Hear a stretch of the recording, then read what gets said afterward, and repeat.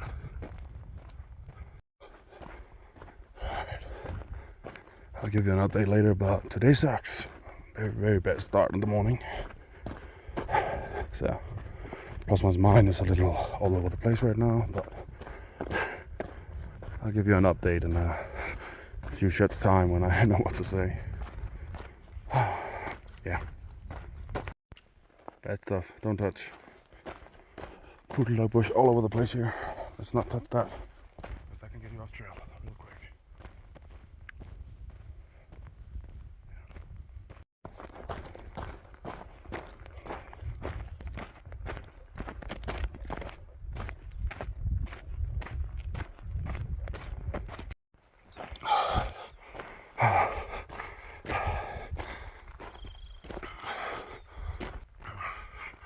I've renamed this mountain I climbed to the Fuck You Mountain, also known as Mount Williamson.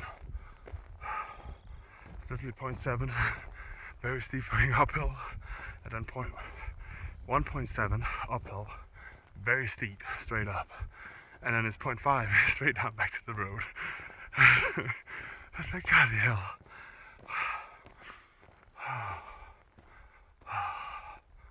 Yeah, I don't know how the footage is gonna be today. I'm not in the best mood. When we get over this mountain, we'll talk more about it, but... Ooh, we got deer! Zoom in.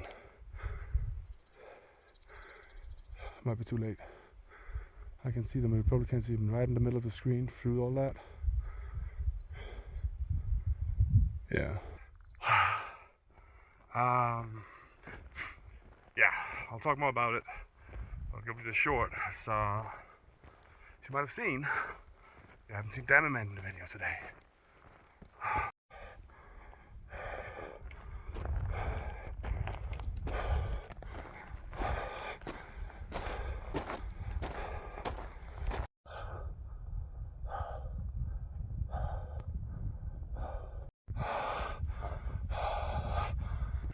I think we have to rename the channel to PlusOne Dying. Steep.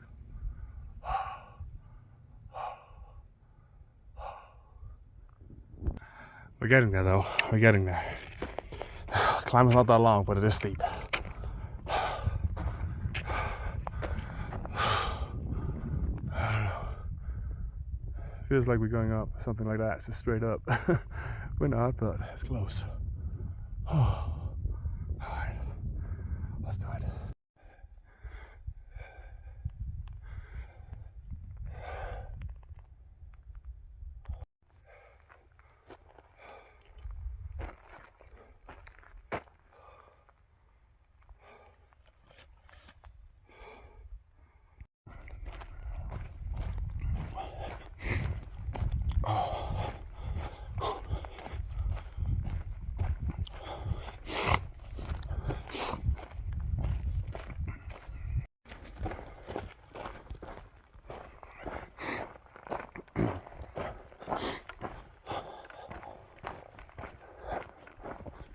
Ooh. Almost got caught by a rock. Gotta get used to these bigger shoes.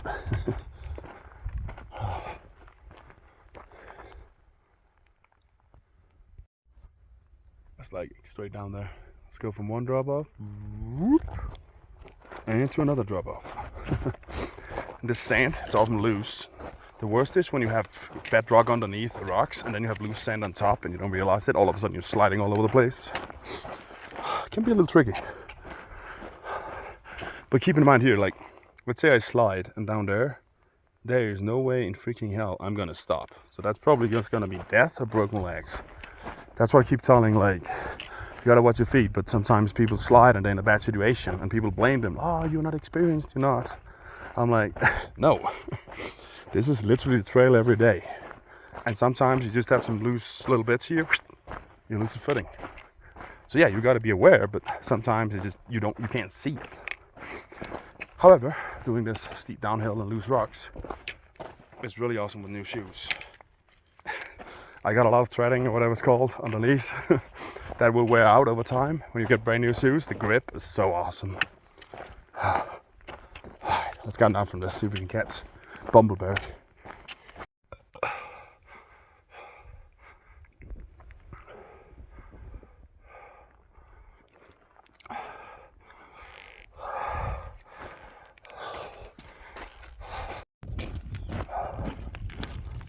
So, downhill. Whew. I don't feel any pain, so that's good. Very good. However, I cannot keep up with bumbleberry on the downhill. That is for sure. She is flying. Only when she takes breaks. That's the only chance I can keep up. Uphill, on the other hand, is better. She did still beat me to the top, and she was way ahead. I'm not sure if she took a little extra break waiting, or if just, you know, she's dying as well as me. But there's a difference between uphill. Sometimes you have the grade, it's just going up is perfect, and it almost feels flat. You can just keep going. But the last few ones we did in Paul yesterday and stuff, and the one we did today, is just, it's so steep. It's like, you need brakes.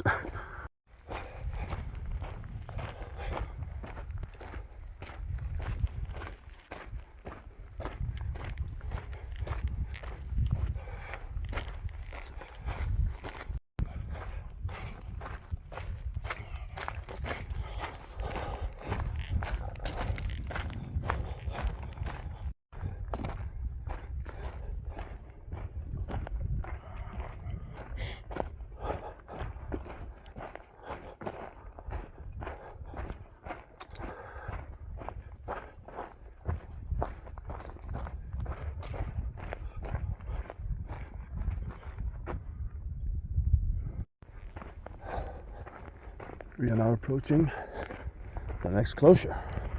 But it's been there for years. It's like a yellow frog, endangered species closure, whatever. Let's see what time it is. It's almost noon. There's picnic tables up here in the shade. So maybe it's time for lunch. And then we got a road walk ahead because we can't do the trail that section. So, well, it is what it is. At least it's gonna be flat. Well, still uphill as I can see the road going up, but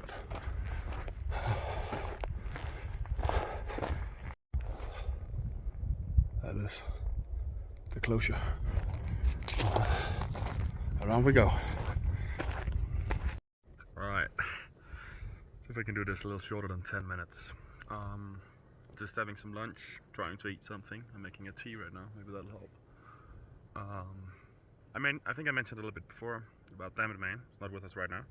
So I woke up like before 7, 6:30 or something this morning, and Damn It Man comes to my tent. He's like, "Hey, PlusOne, you awake?" I'm like, just opened my eyes. I'm like, yeah. And he's like, "My bag is killing me. I'm heading to Redwood. I got it figured out. I'll meet you guys in Acton. I'll have pizza ready. Just you guys keep going. I know you want your continuous cut path, and I'm going back to Redwood." And he got signal, and he called Liz, and he's figuring something out. And then he was out. He was like, "Wait, what? You okay? Like, you know, do you need us? Should we go back with you?" "No, just, you know, guys, keep going, and he'll meet us in Acton." He already did the section, so he's like, "Screw it, I just want to hike with you guys. Gotta fix my back." So it's like right behind his left shoulder blade. There's a muscle messing up big time. And I'm watching my water for my tea. But I'm like, it took me like half an hour to get out of my tent after that, because like he was just gone. And I was really like, fuck, what do I do? So I texted him just to make sure that, you know, he wanted us to keep going. Because I'm like, he's been waiting for me. The problem is we're out in the middle of freaking nowhere, and it's like, even on the road, it's a full day hike back just to like get back to town. And yeah, so I was like texting him a bunch, but I feel kind of bad for not going back with him, but that's kind of not what he wanted. He wanted us to keep going. And let's just say, like, I think me and Damn It Man's communication skills are pretty good within each other. We kind of know what each person wants and stuff.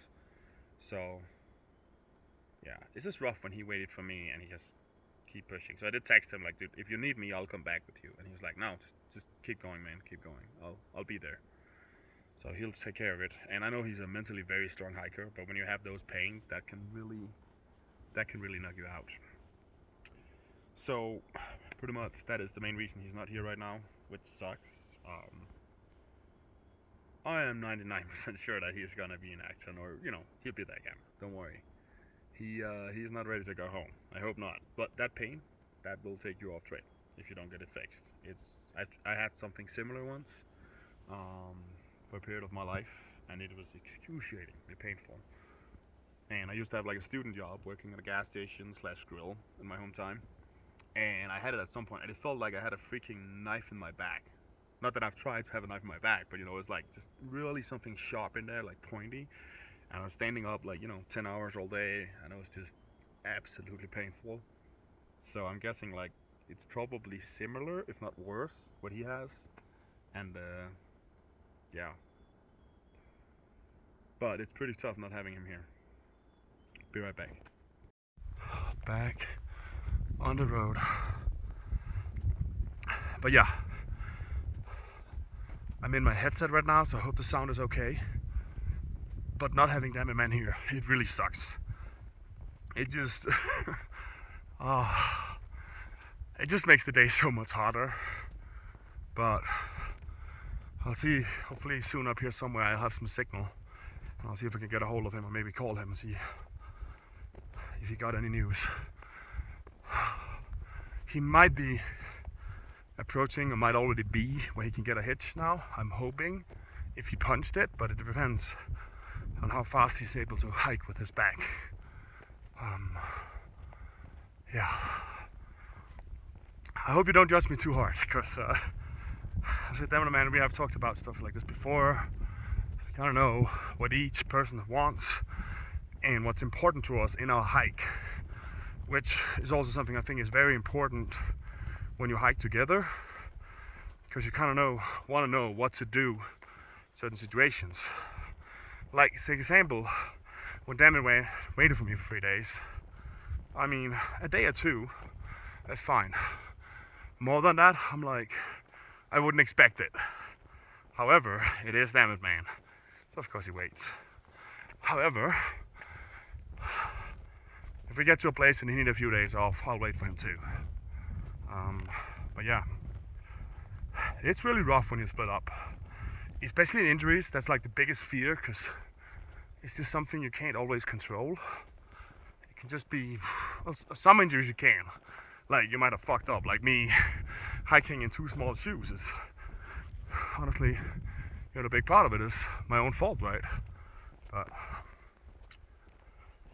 it's tough. So, but I also know Damn It Man enough.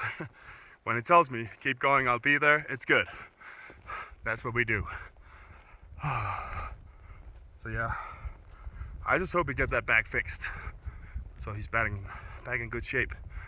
And either way, if he goes up to Action and we hike on from there, at least it's gonna give him a few days to rest it. Hopefully find someone, to do some work on it. And we should be good. Alright, one sec.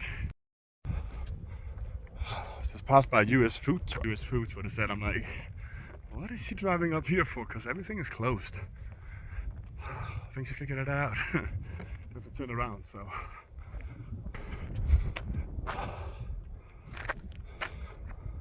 Not the worst road walk. I don't remember it going uphill, but well, what can I do? I'm gonna rest my arm a little bit here.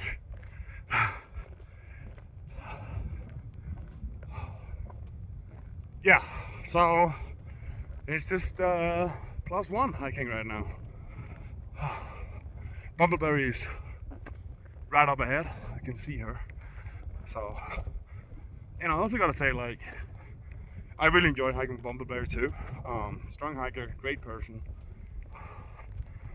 But as well, it's like her and I think Damn It Man really connects too. So, which is nice. It's nice for me too to have someone around where I can like kind of keep up. But it also allows Damn It Man to, at least some part of the day, like hike his full speed and not be waiting for me. Even though that's probably less and less, the waiting. I think he might hike a little faster than me, but at the end of the day, I think we're equally tired, or, so it is becoming more equal. But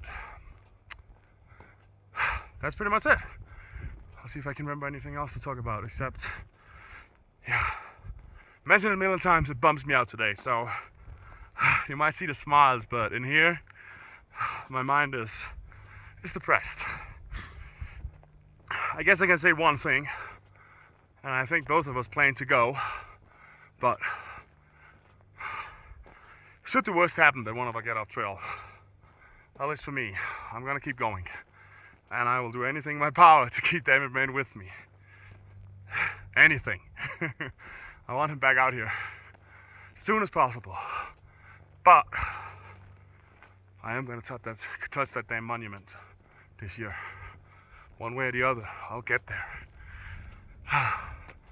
But it'll be very tough doing it solo. Also a message to my buddy at home. Hey Dobby. That's what I call him. Happy birthday, man. I wanted to call you, but I couldn't. There's no damn signal. And I'm like, why is there no signal here?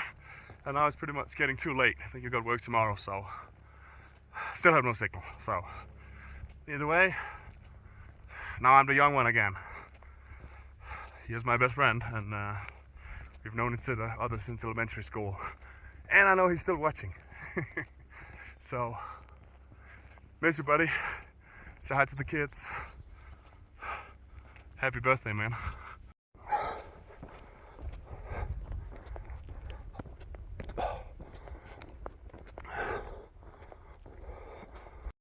Damn it, man, since you're not here, I'm the one removing rocks from the road right now. He's always doing trail maintenance. Since he's not here, I gotta pick up the slack. I have been carrying out trash today. Trash. Someone dropped a can on the trail. Been carrying that out. And yeah, remove some more rocks so cars don't get fucked over by them out here. Cause you know, stuff does come down here, fall into the road. Of course, you gotta watch. Don't get hit by a car while removing rocks, but you know, you can hear that out here. You tend to be able to hear the cars coming. But be aware today, you know, with electric vehicles, they can be silent. Anyway, we can't do trail maintenance, we'll do some road maintenance. You never know when they're gonna give you a hitch or bring you a cold drink. I guess that just showed what I'm thinking about right now. Cold drinks with ice cubes.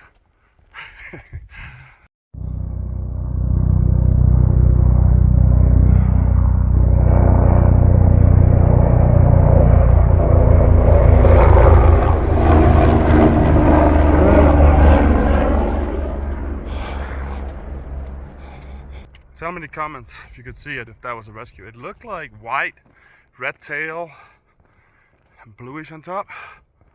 Let's hope it was just to transport something and no one got into an accident up there. It is something you look out for as hikers when you're in mountains and all this shit. It's like, every time you see a chopper coming in over the trail, you're like, fuck. Hopefully, everyone is good. Crossing my fingers. We're back at the issue. I can see my recording going. We're like 6 seconds, 7, 8. And then it's like out of 53 minutes left. When I hit that mark, my phone is full. And I don't have a way to get more space except deleting my raw footage. Which might be what I have to do. Delete the raw footage and just keep the videos that I've edited. I should really have bought an SD card, but what can you do? So today there might be a little bit more talking since I'm hiking more alone and a lot of thoughts are going through my mind, so hope you can bear with it. I mean, maybe I'll give a little deeper introduction about myself or something. There is also the story of how me and Damn It Man met in 22. There's more to it. I think I will explain the story with Damn It Man, because yeah. Let's just say part of it. We met on day 1. Get the little intro here, but not the full story, sorry. You'll get it when we catch back up with him. We met on day 1. He was the second hiker I've met.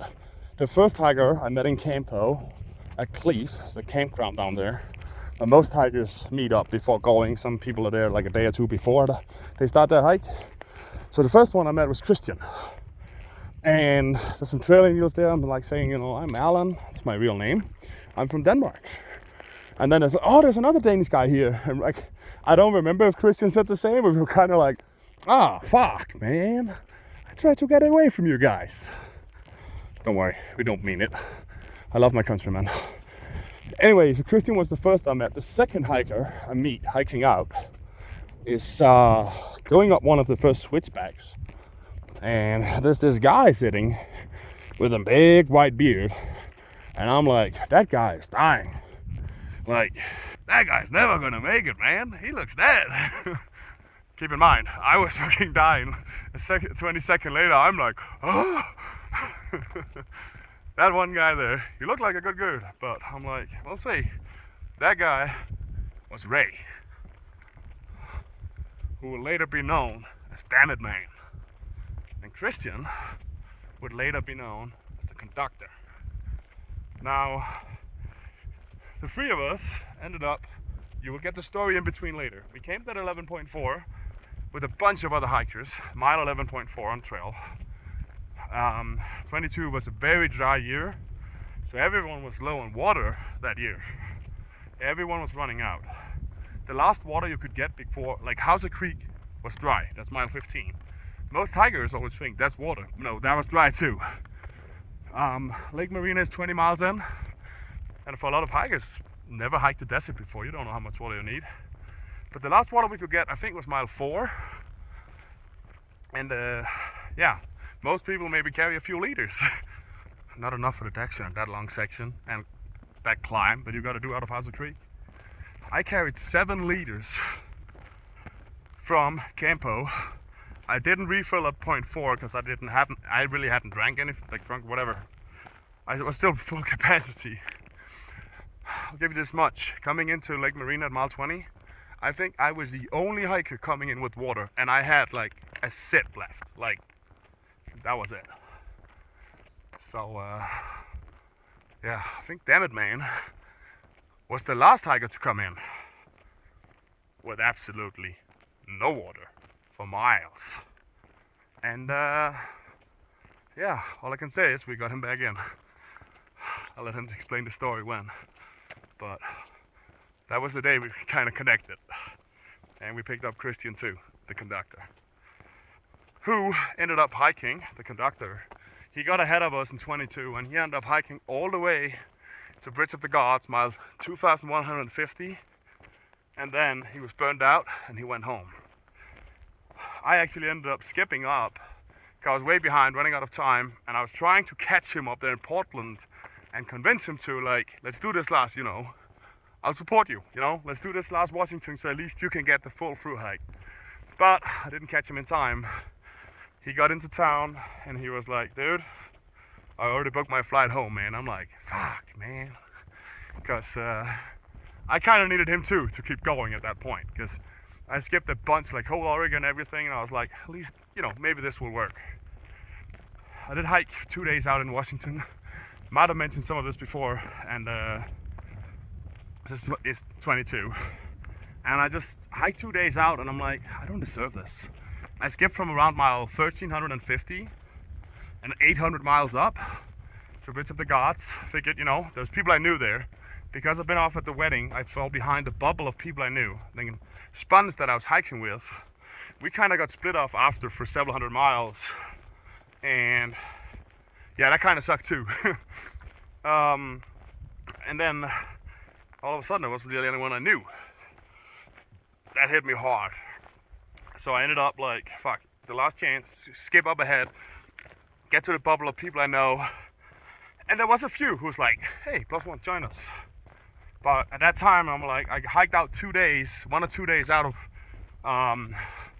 into Washington from Bridge of the Gods, which is like the border between Oregon and Washington. And I was like in my tent, took a 0 in my tent, and then that's where I decided, that's it, for 22.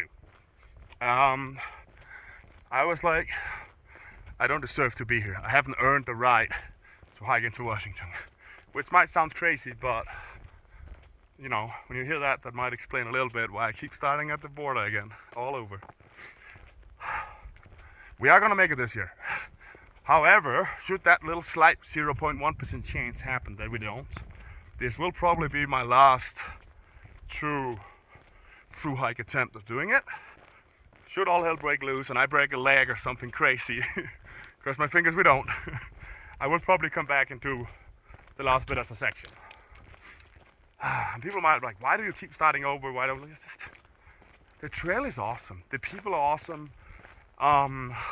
Starting from the start, a lot of hikers, most hikers start solo, which means everyone is super open to meeting new hikers. I think they are all the way through, but my experience is people become more like tight-knitted into groups and stuff the further you get up. So it's harder to find new people. It is, however, easier as long as you're in like that bubble of people. You might have people 50 miles ahead of you and 50 miles behind of you, and you might kinda know-ish 100 people on trail. It does help when you try to speak to everyone and like, you know, but that's, yeah, a little bit of the story. But what truly connected me and damn it man, you'll get when we catch up with him again. It's a good story. Well, I mean, it puts PlusOne in a very good light, so, you know, when you keep telling him, like, I owe him, I know, but, you know, stuff happens behind the scenes too that you don't always know.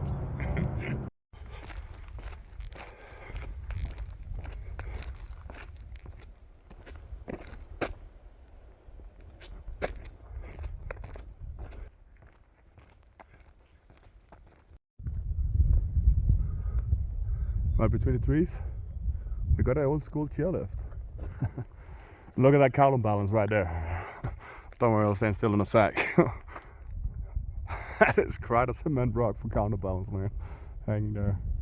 I love it. Gotta love it.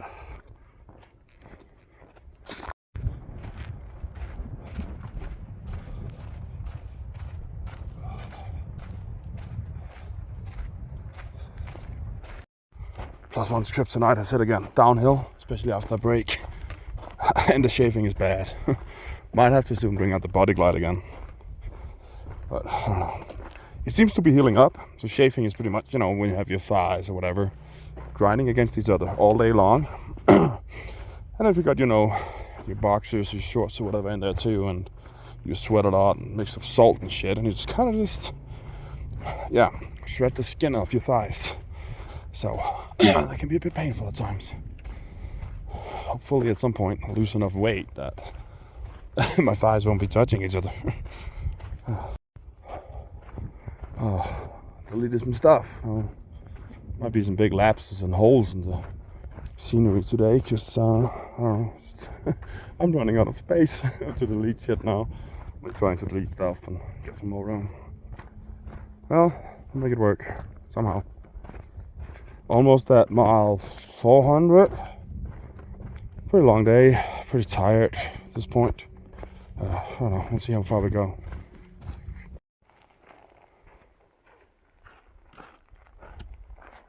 Nice. That's why I was blocking the trail. We did it! Just another 100 miles and then we can play that song all day long. Oh God, no. I would walk that.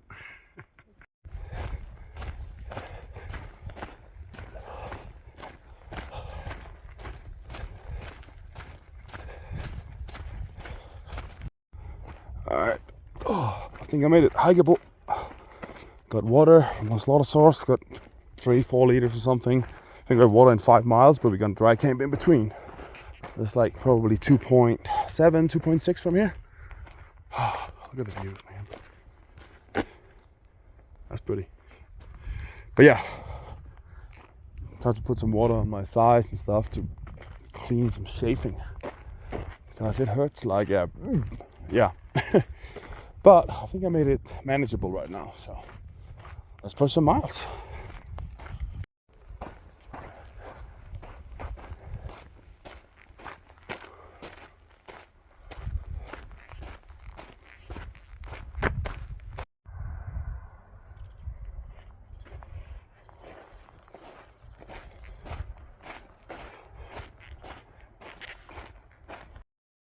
Awesome little pit toilet over there. Oof. Drop the phone. Almost. Benches, toilet paper in there. Awesome. And someone is having fun down there. Alright. Trail over here.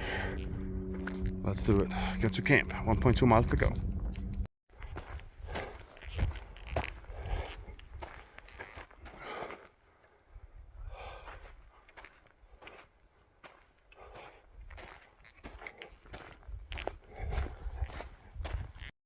There's no better feeling than when you check the map, click the dot for the campsite, and it says nearby. That means it's less than 0.1. Just around the corner.